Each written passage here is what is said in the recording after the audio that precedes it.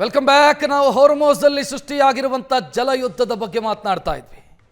Mohan ಚಿತ್ತಲೆ sir, ಒಂದು ವೇಳೆ America ಇವತ್ತು ಸಂಜೆಯಿಂದಲೇ ನಾನು ಹೊರ್ಮೋಸ್ ಜಲಸಂಧಿಯನ್ನು ಕ್ಲಿಯರ್ ಮಾಡ್ತೀನಿ, ಅದನ್ನು ವಶಕ್ಕೆ ಪಡಿತೀನಿ ಅಂತೇನಾದರೂ ಬಯಸಿದ್ರೆ ಸ್ಟ್ರಾಟಜಿಕಲಿ ಎಡ್ಜ್ ಯಾರ ಕಡೆಗಿದೆ, ಅಮೆರಿಕಾಗೋ ಇರಾನಿಗೋ? ಒಬ್ಬ ಸೇನಾಧಿಕಾರಿಯಾಗಿ ತಾವು ನೋಡಿದರೆ, ಯಾಕಂತಂದರೆ ನನಗೆ ಗೊತ್ತಿರೋ ಹಾಗೆ ಹೊರ್ಮೋಸ್ ಜಲಸಂಧಿಯಲ್ಲಿರುವಂಥ 8 ದ್ವೀಪಗಳೇನಿದ್ದಾವೆ ಅದರಲ್ಲಿ 7 ದ್ವೀಪಗಳು ಇರಾನ್ನ ವಶದಲ್ಲಿದೆ, ಇನ್ಕ್ಲೂಡಿಂಗ್ ಹೊರ್ಮೋಸ್ ದ್ವೀಪ. ಸೊ ಈ ರೀತಿ ಇದ್ದಾಗ ಸಂಪೂರ್ಣವಾಗಿ ಹೊರ್ಮೋಸ್ ಜಲಸಂಧಿಯನ್ನ ಅಮೆರಿಕಾಗೆ ವಶಪಡಿಸಿಕೊಳ್ಳೋದಕ್ಕೆ ಸಾಧ್ಯ ಇದೆಯಾ ಅಮೆರಿಕ ಬಯಸಿದ್ರೆ?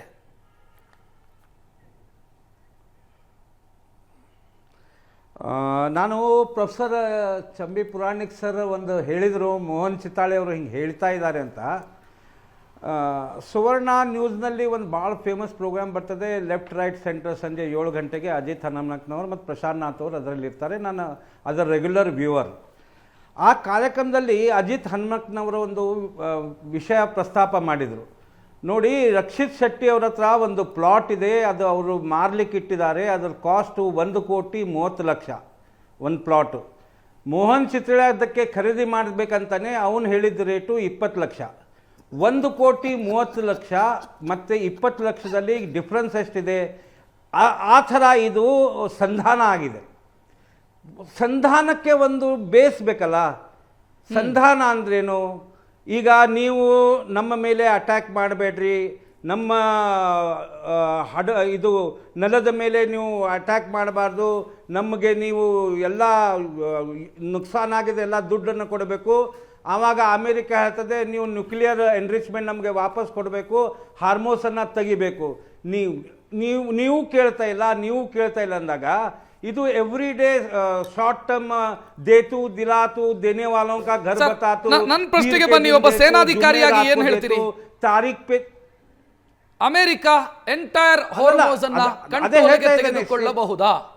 ಸಾಧ್ಯ ಇದೆಯಾ ಅಮೆರಿಕಾಗೆ? ಇಲ್ಲ, ನನ್ನ ಪ್ರಕಾರ ಇಲ್ಲ. ಮೈಟಿ ಅಮೇರಿಕಾ ಏನು ಬೇಕಾದ್ ಮಾಡ್ಬೋದು Rakshit. Mighty America has only shown the trailer. Mighty America has not shown the real picture ತೋರಿಸಿದಾಗ ಗೊತ್ತಾಗ್ತದೆ ಅಮೇರಿಕಾ ತಾಕತ್ತೇನು ಅಂತ. IRGC is a revolutionary guard force. ನಾನು ಯಾಕೆ ಕೇಳ್ತಾ ಇದ್ದೀನಿ ಅಂತಂದ್ರೆ ಸರ್, ಇದ್ರಲ್ಲಿ ನನ್ನ ಸ್ವಾರ್ಥ ಇದೆ, ನನ್ನ ದೇಶದ ಸ್ವಾರ್ಥ ಇದೆ.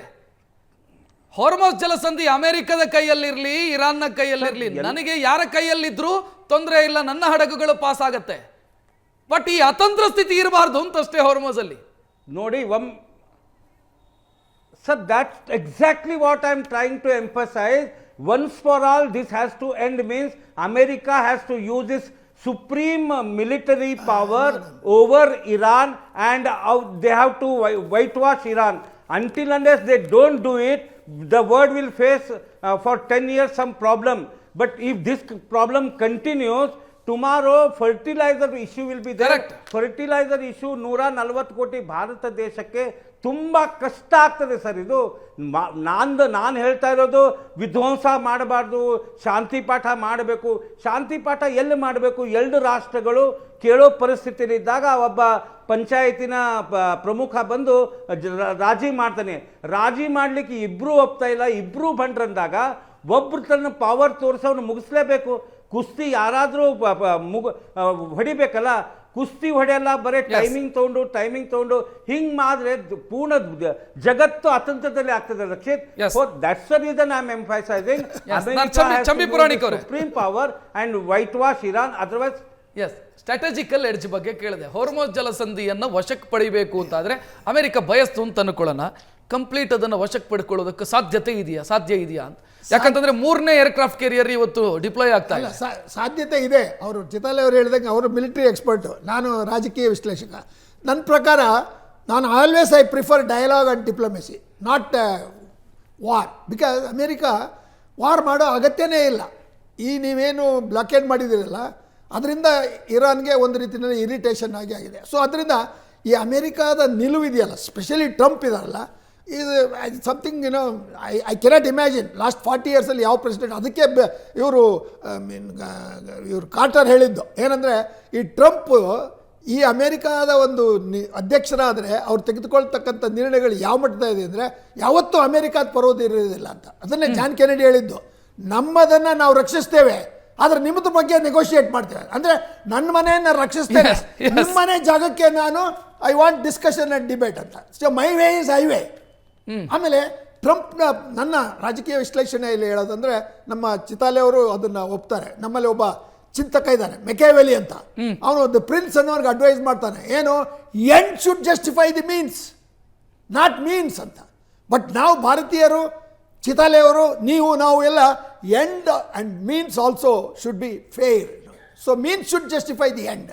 ಸೊ ಐ ಡಿಸಗ್ರಿ ಅನ್ನೋಕ್ಕಿಂತ ನಮ್ಮ ಚಿತಾಲೆ ಅವರನ್ನ ಒಂದು ಪಾಯಿಂಟಲ್ಲಿ ನಾನು ಭಿನ್ನವಾಗಿ ಹೇಳೋದಾದರೆ, ಯುದ್ಧದಿಂದ ಹರ್ಮುಜನ್ನು ಗೆಲ್ತೇನೆ, ಹರ್ಮುಜನ್ನು ನಾನು ವಶಪಡಿಸ್ಕೊಂಡು ಐ ವಿಲ್ ಬಿಕಮ್ ಯಜಮಾನ್ ಅಥವಾ ಹೆಗೆಮಾನಿಕ್. ಈಗ ಚಿತಾಲೆ ಅವರು ಹೇಳೋದು ಮಾತುಕತೆ ಓಕೆ, ಮಾತುಕತೆ ವಿವೇಕ ಇರುವಂಥ ನಾಯಕರ ಜೊತೆಗಿನ ಮಾತುಕತೆ, ನಿಮಗೆ ಆ ಮಾತುಕತೆ ಕಂಪ್ಲೀಟ್ ಆಗಬಹುದು, ಅದರಿಂದ ಒಂದು ಔಟ್ಕಮ್ ಬರ್ಬೋದು.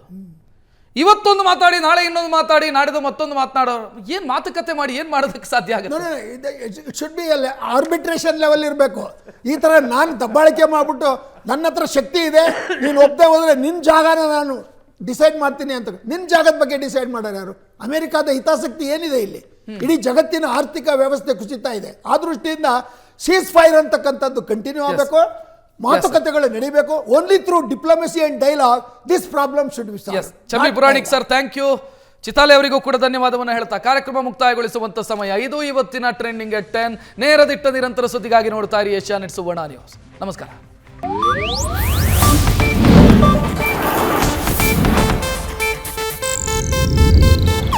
ಇದು ಏಷ್ಯಾನೆಟ್ ನ್ಯೂಸ್ ನೆಟ್ವರ್ಕ್ ಪ್ರಸ್ತುತಿ.